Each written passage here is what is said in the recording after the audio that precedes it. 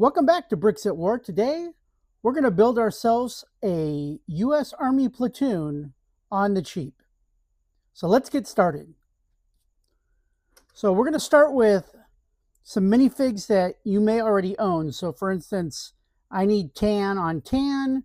We've got ourselves a tan minifig here. This is I believe from the Adventure series. And I've replaced his hands with dark gray hands from my collection. So I'm sure you've got those. Let's see what else we got in here. We have another Adventure series minifig. Let's see. Star Wars. I believe that's a Tatooine minifig from Star Wars. And we're going to cover up that printing by using these Brick Arms vests. You'll see that they do a really good job of covering them up. So let's get started with our first one, and we'll show how we're going to do this. So to start with, we're going to start with one of our minifigs. We're going to put a vest on him. We're going to put a head, and we're just going to use standard yellow minifig heads from the collection. Once again, we're keeping the cost down here. This particular guy's got brown hands representing brown gloves. And then we've got ourselves a Brick Arms helmet and some relatively older versions of the M4 rifle. I don't think these are available anymore, so I have a bunch of them, and I'm just trying to keep this cost down, so we're going to use what I have on hand. But if you were to buy a Brick Arms weapon and a vest and a head or helmet, you'd be looking at about $3, assuming that you have the minifig. You're off and running. So let's go ahead and finish out our platoon. Now, I typically buy my Brick Arms products from Brickmania because they tend to carry a large variety of Brick Arms in stock at all times. Not to mention, when they sell them, you buy 10, you get one for free. So that's always a good deal, and I'm always looking for deals. But there's many places online that do sell Brick Arms, so check it out. Now, each squad will have 2 automatic riflemen assigned to them.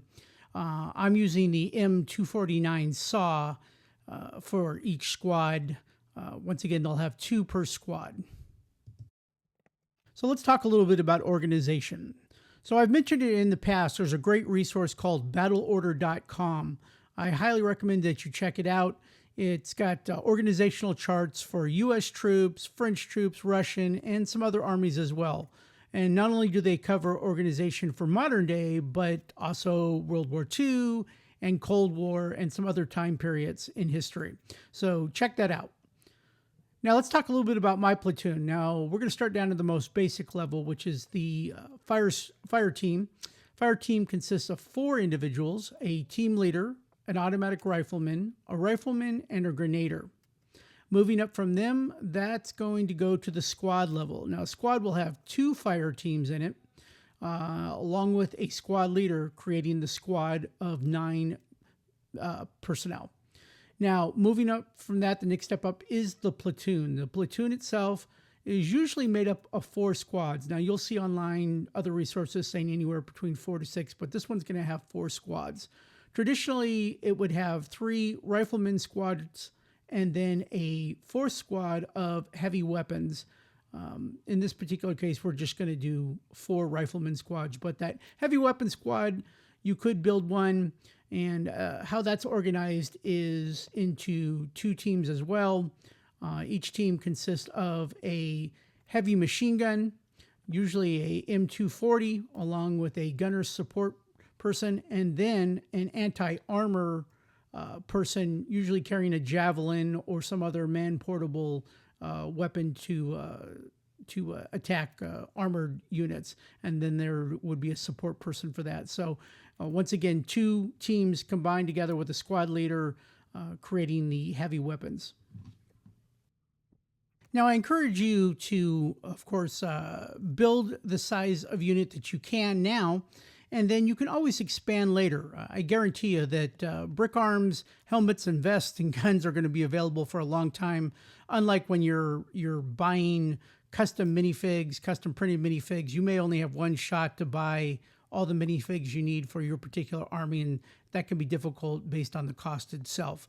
Now, this particular platoon I'm going to designate as a reserve platoon in my army, and I will eventually grow it out to a full-size company once I have all the parts. So over the next year or so, I'll just gradually keep an eye out when I make orders on Bricklink for the minifig parts that I need.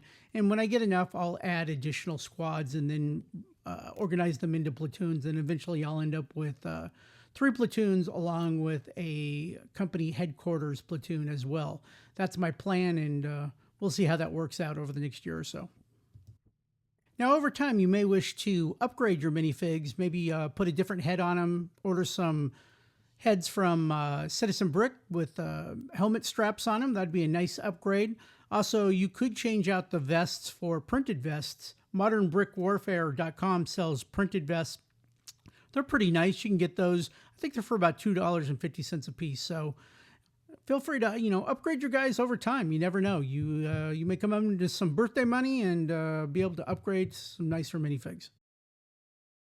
And last but not least, here we've got our platoon leader, who's in charge of the platoon.